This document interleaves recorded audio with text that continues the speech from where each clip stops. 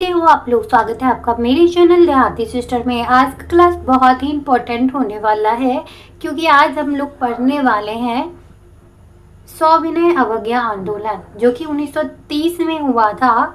सविनय अवज्ञा आंदोलन उसी के बारे में हम लोग आज पढ़ने वाले हैं। उससे पहले ना उसकी पृष्ठभूमि जानना जरूरी होता है जिस विषय के बारे में हम लोग पढ़ते हैं। तो चूंकि बात सविनय अवज्ञा आंदोलन की हो रही है तो उसकी पृष्ठभूमि पहले हम थोड़ा सा जान लेंगे, उसके बाद उस आंदोलन तक चलेंगे। तो चैनल पे नए हैं तो चैनल को सब्सक्राइब कर ले, बेल आइकन को प्रेस कर लें और डिस्क्रिप्शन में टेलीग्राम लिंक है उसको ज्वाइन कर लें। पीडीएफ मैं वहाँ पे प्रोवाइड कर दूंगी। तो चलिए आज इसका पृष्ठभूमि हम लोग पहले पढ़ते हैं कि पृष्ठभूमि क्या रहेगी सविनय अवज्ञा आंदोलन की। तो 1929 का लाहौर अधिवेशन आप सबने पहले क्लास में भी पढ़ा होगा। जब हम अधिवेशन की स्टार्टिंग में ही एक दो क्लास में अधिवेशन को ख़त्म किए थे तभी भी 1929 का ये लाहौर अधिवेशन आया था जो कि बहुत इम्पोर्टेंट अधिवेशन है। इसमें ना दो चीज़ किया गया था। पहले तो गांधी जी की 11 सूत्रीय मांग को रखी गई थी और जिन्ना ने उसी तर्ज पर 14 सूत्रीय मांग रखी थी जो कि आगे चल के आपको पता चलेगा कैसे इनकी मांगों को पूरा किया गया था। तो चलिए हम लोग आगे पढ़ते हैं। आगे है 1929 का लाहौर अधिवेशन। हम लोग जानेंगे कि लाहौर अधिवेशन में क्या हुआ था। तो पूर्ण स्वराज की बात कही गई थी। 31 दिसंबर 1929 को रावी नदी के तट पर तिरंगा झंडा को फहराया गया था। 26 जनवरी 1930 को पूर्ण स्वतंत्रता दिवस मनाया गया था। यहाँ पे आप डेट को याद रखिएगा, 26 जनवरी 1930। बहुत लोग 1950 कर देते हैं लेकिन आप याद रखिएगा कि कब सबसे पहले स्वतंत्रता दिवस मनाया गया था। रावी नदी के तट पर तिरंगा झंडा को फहराते हुए 26 जनवरी 1930 को पूर्ण स्वतंत्रता दिवस को मनाया गया था। डेट आप याद रखिएगा। एक इस डेट से मुझे याद आया कि वो पिछले क्लास में मैंने लाला लाजपत राय की मृत्यु लिखा हुआ है 17 नवंबर, लेकिन मैंने उसको 7 पढ़ा था। तो आप लोग 17 नवंबर उसको चेकआउट कर लीजिएगा और उसको अगर 7 लिखे हैं तो 17 बना लीजिएगा। आगे हम लोग पढ़ते हैं। महात्मा गांधी ने घोषणा की हम सविनय अवज्ञा आंदोलन करेंगे। इसी में अधिवेशन में महात्मा गांधी ने प्रस्ताव रखा था कि मैं ना सविनय अवज्ञा आंदोलन को करूँगा। तो इसकी पृष्ठभूमि यहीं से स्टार्ट हो जाती है सविनय अवज्ञा आंदोलन की। आगे हम लोग पढ़ेंगे। आगे क्या है, आगे हम लोग पढ़ेंगे उस समय के भारत के वायसराय कौन थे। जब सविनय अवज्ञा आंदोलन की शुरुआत हो रही थी 1930 में, तब भारत के वायसराय कौन थे आप ऐसे पूरा लिख सकते हैं। तो उस समय के वायसराय थे इरविन, और उस समय महात्मा गांधी ने एक यंग इंडिया नामक एक लेख लिखा था। एक लेख था ये जो कि 30 जनवरी 1930 को महात्मा गांधी ने लिखा था। इसको आप नोट डाउन कर लीजिएगा, बहुत इंपॉर्टेंट है। और ये भी सविनय अवज्ञा आंदोलन के समय भारत के वायसराय कौन थे तो लॉर्ड इरविन थे। पूरा नाम उनका लॉर्ड इरविन है। आगे है कि इरविन को चिट्ठी लिखी थी किसने, महात्मा गांधी ने लिखी थी। 30 जनवरी को एक लेख लिखा था और 2 मार्च 1930 को एक चिट्ठी लिखी थी इरविन को महात्मा गांधी ने। क्या 11 सूत्रीय मांग को उन्होंने उस चिट्ठी में रखा था। अब ये 11 सूत्रीय मांग क्या थी, बहुत लोगों के मन में जब पहली बार तैयारी आप कर रहे होंगे ना तो बहुत सारा दुविधा होगा कि आखिर में ये 11 सूत्रीय मांग क्या चीज़ था। तो आइए एक एक करके पढ़ते हैं। कभी भी नहीं वाला ऑप्शन दे देगा तो आप फंस जाएंगे। कौन सी 11 सूत्रीय मांग में नहीं थी तो आपको ये याद रखना पड़ेगा। पहला तो नमक कर समाप्त, बिल्कुल पहला क्या 11 सूत्रीय मांग में सबसे पहला मांग था कि नमक पे जो कर लगाया जाता है, टैक्स लगाया जाता है, उसको आप समाप्त कर दें क्योंकि वो हमारी मतलब अपनी चीज़ है जो कि नमक हम खुद से बना सकते हैं। तो उस पर टैक्स क्यों, उनका यही कहना था। और दूसरा उन्होंने क्या कहा था, नशा पर प्रतिबंध, क्योंकि नशा कोई अच्छा चीज़ होता नहीं है, उस पर प्रतिबंध लगा दें। देखिए अभी भी नशा कोई अच्छा चीज़ है नहीं जिसके कारण बहुत घरेलू हिंसा होता है, बहुत चीज़ होता है। तो तभी महात्मा गांधी ने इसीलिए इसको डीपीएसपी में रखा भी गया है और अभी देखिए बिहार में ये नशा बंद भी किया गया है। तो तभी से महात्मा गांधी का ये मांग था कि नशा को बंद किया जाए, उस पर प्रतिबंध लगाया जाए। उसके बाद था भू राजस्व को 50% कम किया जाए, यानी भू राजस्व जो बना उसको 50% कम कर दिया जाए। अगला है सेना पर खर्च 50% कम। किया जाए, यानी कि जो सेना पे इतना ज़्यादा खर्च होता है ना उसको 50% तक आप कम कर दें। और इसके बाद था आईसीएस अधिकारियों के वेतन में 50% की कटौती की जाए, यानी जो आईसीएस को आप वेतन देते हैं ना उसमें 50% की कटौती आप कर दें, क्योंकि बहुत ज़्यादा उनका वेतन होता था उस टाइम, तो अर्थव्यवस्था थोड़ा सा हिलजुल जाता था। उसके बाद आत्मरक्षा के लिए छठा है, आत्मरक्षा के लिए हथियार रखने की अनुमति दी जाए। तभी क्या था, भारतीयों को हथियार रखने की अनुमति नहीं थी। मतलब जो बाहर के लोग आएंगे वो हथियार रख सकते हैं, लेकिन भारतीय उस समय हथियार नहीं रख सकते थे, ये नियम था। तो ये उन्होंने मांगा था 11 सूत्रीय मांग में कि आत्मरक्षा के लिए, यानी मुझे खुद की सुरक्षा के लिए हथियार रखने की आज़ादी। सिर्फ वो अपनी बात नहीं किए थे, सबकी बात किए थे कि हम भारतीयों को आत्म सुरक्षा की रक्षा के लिए हथियार रखने की आप इजाज़त दें। अगला था वस्त्र उद्योग को विशेष संरक्षण प्रदान की जाए, यानी वस्त्र उद्योग जो था, जैसे वो खादी पे ज़्यादा ध्यान देते थे, खादी पे जोर देते थे, तो उस पर उसके संरक्षण विशेष संरक्षण वस्त्र उद्योग को विशेष संरक्षण प्राप्त की जाए, मतलब विशेष संरक्षण उसको दिया जाए। उसके बाद राजनीतिक कैदियों को अवलंबित रिहाई, यानी कि जितने भी राजनीतिक कैदी को आपने वहाँ पे कैद किया है उसकी रिहाई। अब देखिए कितने बात को इरविन मानेगा और कितने बात को नहीं, ये भी आगे मैं बताऊंगी आपको। उसके बाद है रुपया स्टर्लिंग अनुपात को कम किया जाए, यानी रुपया का जो अनुपात था तभी बहुत ज़्यादा था, तो उसको थोड़ा सा कम किया जाए। उसके बाद गुप्तचर विभाग में सूचना दी जाए, यानी जितने भी गुप्तचर विभाग है ना उसको सूचना दी जाए इन सब बातें की। और भारतीय समुद्री तट का उपयोग करने की इजाज़त भारतीय जहाज को दिया जाए, यानी जितने भी भारतीय जहाज है ना, तभी क्या था कि समुद्री तट पर वो मतलब समुद्र का वो उपयोग नहीं कर पाते थे, भारतीय समुद्री तट का।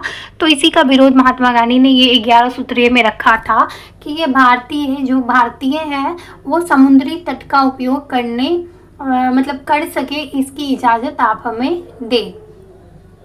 मतलब भारतीय जितने भी जहाज हैं उनको ये इजाज़त दिया जाए। अगला है, अब देखिए महात्मा गांधी ने 11 सूत्रीय मांग रखा था, तो जिन्ना ने तभी 14 सूत्रीय मांग रख दिया था, तो उसको भी हम लोग थोड़ा सा देख लेते हैं क्या था जिन्ना का 14 सूत्रीय मांग। जिन्ना का 14 सूत्रीय मांग था धर्म विशेषता के लिए, यानी जिन्ना ने जो अपना 14 सूत्रीय मांग रखा था ना वो धर्म विशेष के लिए था, मुसलमानों के लिए खास करके था वो उनका। ऐसे भी जिन्ना आपको पता होगा, पिछले क्लास से ही आप पढ़ते आ रहे होंगे, थोड़ा सा आपके आप से भी पढ़े होंगे आप लोग, तो पता चला होगा कि जिन्ना ने हमेशा ही मुसलमानों की बात ज़्यादातर की है। अब देखिए इसी में महात्मा गांधी ने एक बहुत ही अच्छा कथन दिया था, और ये कथन पूछता भी एग्जाम में, मैंने रोटी मांगी थी बदले में पत्थर मिला।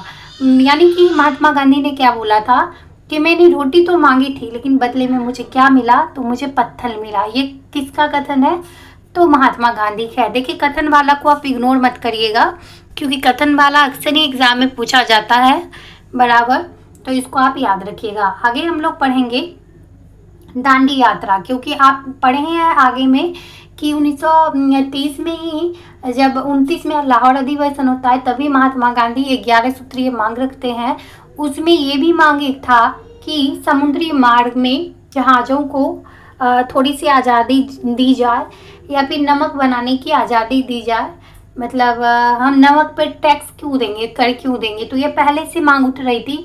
लेकिन फाइनली लास्ट में जाकर दांडी यात्रा स्टार्ट होगी 12 मार्च 1930 को। अब ये क्या है इसके बारे में अगर पहली बार आप सुन रहे हैं तो बहुत इंपॉर्टेंट है, इसको आप स्किप मत करिएगा इस चैप्टर को। तो ये पद यात्रा थी। दांडी यात्रा क्या थी, एक पद यात्रा थी जो कि साबरमती आश्रम से लेके दांडी यानी कि जो नौसारी जिले में पड़ता है वहाँ तक की एक पद यात्रा थी, जिसकी शुरुआत कब होती है। सबसे पहला क्वेश्चन तो यही बन जाता है कि दांडी यात्रा की शुरुआत कब होती है, तो 12 मार्च 1930 को स्टार्ट होती है और समाप्त कब होती है, तो 5 अप्रैल 1930 को। कहने के लिए 5 अप्रैल को, लेकिन रियल में 6 अप्रैल 1930 को नमक बनाकर गांधी जी ने नमक कर का विरोध किया था। आपको ये पूछेगा कि गांधी जी ने नमक सत्याग्रह कर विरोध कब किया था, तो 6 अप्रैल 1930 को किया था, क्योंकि पहुंच तो वो 5 अप्रैल को गए थे, लेकिन 6 अप्रैल को ये ख़त्म होता है कार्य अगर रियल में जाना जाए तो 6 अप्रैल को ही होगा, क्योंकि उसी दिन महात्मा गांधी ने नमक को उठाकर नमक कर का विरोध किया था। अब देखिए इसके बारे में कुछ इंपॉर्टेंट चीज़ है जो कि प्रीवियस ईयर में भी यहाँ से मैं बताऊंगी कौन कौन क्वेश्चन पूछा गया है, तो आप उसमें टिक आउट कर लीजिएगा। जैसे कि ये कुल कितने दिनों की यात्रा थी, पहले ही ये क्वेश्चन बनेगा, तो ये कुल 24 दिनों की यात्रा थी, आप लिख लीजिएगा। अब उसमें होगा कि कितने अनुयायी महात्मा गांधी के साथ थे, तो 78 अनुयायी महात्मा गांधी के साथ थे। उसके बाद कितने मील की ये यात्रा थी, अगर मील में पूछेगा तो 241 मील होगा, और किलोमीटर में 385 किलोमीटर होगा। अगर किलोमीटर में तो 385 और मील में तो 241, आप इसको याद रखिएगा। और ये क्वेश्चन प्रीवियस ईयर में पूछा गया है कि महात्मा गांधी के साथ कुल कितने अनुयायी थे, तो 78 अनुयायी थे, 78। उसके बाद गांधी जी की पदयात्रा की तुलना किससे की गई है, ये भी क्वेश्चन बहुत इंपॉर्टेंट है। देखिए BVI लगा भी हुआ है पहले से ये।